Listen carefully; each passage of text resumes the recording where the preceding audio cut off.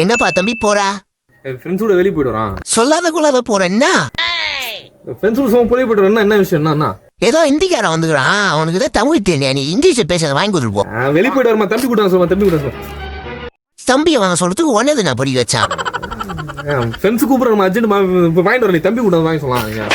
மூதேவி என்ன மாட்டி ஊத்து பத்தியா இது?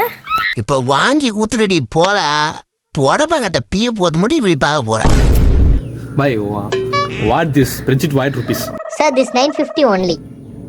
One no only you 500. I give 500.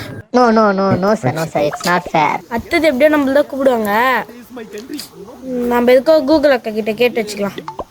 Big Don my area. Big Don. You know? பா என்னமா பேசுறான் பா என் புள்ள இங்கிலீஷ்.